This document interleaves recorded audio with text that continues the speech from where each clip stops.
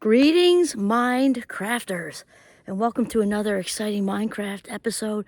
My name is Kimberly Quinn, and that's little G. Most of you know Giovanni by now. He's my faithful companion who walks in the woods with me, or I walk with him. Maybe it's more like it.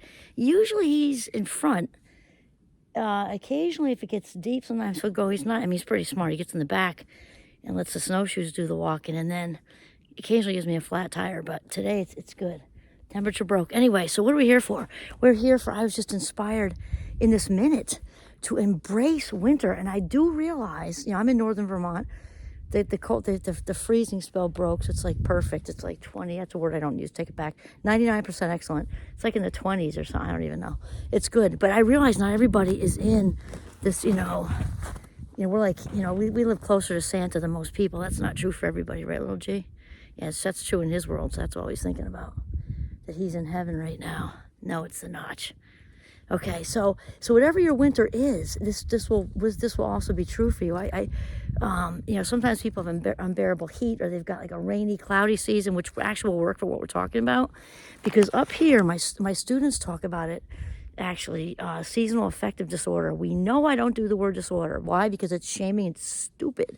The word disorder, implies, insinuates, whatever, that there's something wrong with us, right? That we're in some way flawed or defective. So, in my opinion, we would all be doing the world a great favor if we just deleted it out of every language, across the whole globe.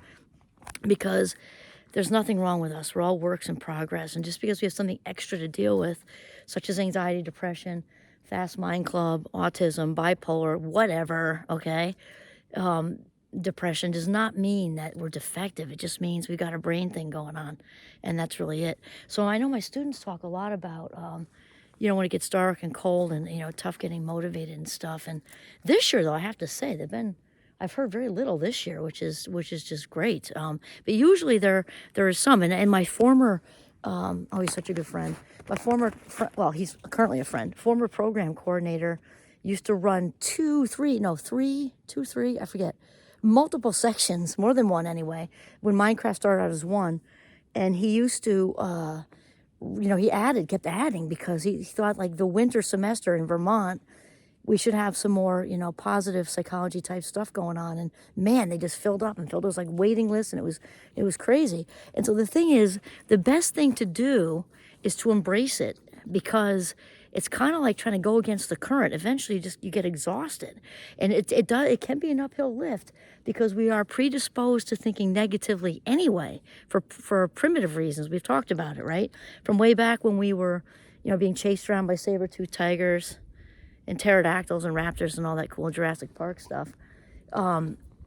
We were in survival mode because it was in our benefit to be in survival mode for the obvious reasons, right?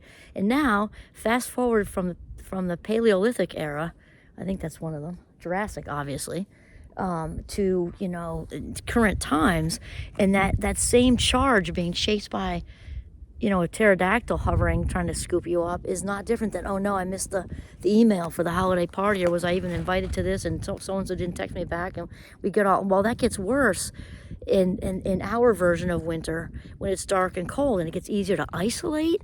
We know that human beings are not meant to isolate, no matter how introverted you are. We need different levels of stimulation, and we can tolerate and enjoy different levels of stimulation. And it actually, I think I just had an inspiration. I'll do an episode on that at another time, because that's, self-awareness wise, it's really important to know your sweet spot for a social stimulation, and accept that that's part of who you are, and there you go. And that said, it gets so easy to isolate in the winter when it's dark and cold, and tougher to work out, tougher to stay physically fit, and all that is like a sled ride down for well-being. It really is. And so it does take some effort, and maybe it's easier to go with friends, all kinds of friends with 2 legs, 4 legs. Get out in the woods if you're not in a woodsy area. Whatever is your closest thing to nature. Like I say Central Park a lot, because I'm from down in New York, and Central Park's huge. Madrid has great parks. Most big cities have a nice park. If not, just get outside, period, is really important. Just get out, period. So even if you're going to lunch with a friend, so get out. Sometimes we gotta push. It's okay to stay in for an afternoon, when it's sleeting. watching Netflix on a Sunday or something, for sure. We're not saying don't do that. And there can be a fine line, because that is actually healthy to slow it down like that. And I had, during our gratitude run in Minecraft, sorry, not Minecraft, it was Cog Psych actually, but we do gratitude in all my classes now, and mindfulness. A bunch of the students, because it was -40 or something here for a couple of days, it was maybe 2-3 days, and several of them were grateful. They said thank you, because it forced us to just stay with each other inside, and they played games and stuff. So it wasn't an isolate alone, it was like an isolate together, which is not isolating, obviously. It's like an oxymoron. They stayed in, they didn't isolate. That's what I'm trying to say.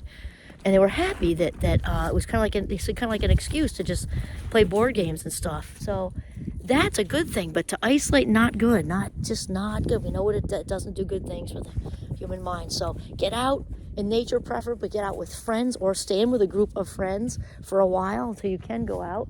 And also, it's also a good time to try something new, like a new recipe. It's the ruts get worse in the winter. Usually, whether your winter is cloudy and muddy or whatever, it's, the tropical winters are different, but usually they involve a lot of rain. I remember being in Puerto Rico, I think it was May, and I didn't think you could close the River Grande, but you did, like the park, like you can though, apparently.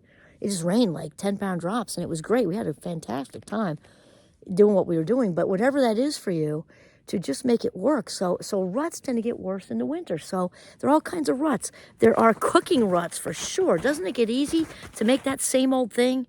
And get home, I'm tired, and this same chicken dish is quick and easy. And okay, so what we can do is, and I've definitely fallen into that, especially when all 5 kids are home. I'll definitely get home from 3 baseball games or whatever. But in the winter, try something entirely new. Go on the internet and find maybe a different ethnic cuisine that you're not used to. Maybe it can be short, who cares? And plan for that to be like the next day, so you're not just winging it. Get all the, the ingredients, and then have a fun thing. And movie night's another good idea. Popcorn, and pick an oldie but a goodie, or pick something new. And invite some friends. And then, of course, there's the whole light idea, which is why it's so great to be out in nature. Even if it's not a bluebird, it's kind of like, I guess it's partly sunny today. It doesn't have to be. You're out in the sunlight. In fact, there's a vitamin D crisis in the United States in general, actually, because people are just doing so much screen time. And that's another thing. Take a break from the screens. Do some good old-fashioned, what did we play the other night? Oh, we went to our daughter's, Shandy and her partner. It was her birthday and my husband's birthday, like 2 days apart, and we played Clue, the Harry Potter version. How cool is that? So the winter is a great time to bust out of ruts, try new board games, and really do some good face-to-face. Get off the screen, and definitely do a news fast. I'm not saying don't know what's going on. That's not good. Sticking our heads in the sand doesn't help anything. However, you can control it. You can definitely control not looking at any of it at night. That stuff just that just primes you for not a great night's sleep. To know what's going on in bits, yes, and then do a media fast. Just get off of there. Just get off of there. Unless it's movie night with the popcorn, you get 2 days of a deep freeze. Stay off of it. All this scrolling and all that gigantic waste of time. And I'll tell you, I just hugged a tree. Isn't that nuts? And what people mean by tree hugger, I don't know that I would qualify, but I had a student of mine actually say, oh my gosh, it's the best feeling in the world. And it was part of his particular treatment. I think he said that. I'm pretty sure he said that. Or maybe he might have said it's his therapy, which is a little different. But anyway, the point is that it's therapeutic is the point. I just hugged a tree. I haven't hugged a tree in like a long time. And it was just such a cool experience because I'm so grateful for them. They're protective, and they block the wind. And for skiing wise, they're awesome because it can be the windiest day ever, and you can be in the trees, and it's just heaven on this earth. And the wind is on the slopes, taking all the snow off, and in the trees, they have something called the canopy effect, and it's just absolutely just beyond gorgeous. It's just like should be angels flying around in other trees or something. I don't know. It's just so gorgeous.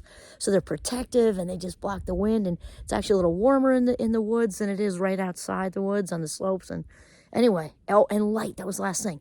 So there are light boxes. Get some lights. Get some fairy lights. I know my students talk about this a lot in their dorm rooms. They have all kinds of cool lights up. I've seen pictures. Get some colorful ones, some white ones. They have them as butterflies. They have them as fairies. They have them as all kinds of different things. And all over there, like around the ceiling they have them and everything. And that's really healthy for you. So I'm not sure if I just heard somebody coming. I don't think so. Anyway, so embrace the winter, whatever that means for you. The lights, the board games, get out of the cooking rut, get out of the clothes rut, get out of the music rut. We didn't even say that one. We can listen to the same old thing over and over. Now is the time to try something new. It's all time to try something new. Embrace the winter. This is Kimberly Quinn. Blah. This is Kimberly Quinn and Little Giovanni signing off. Have a mindful day.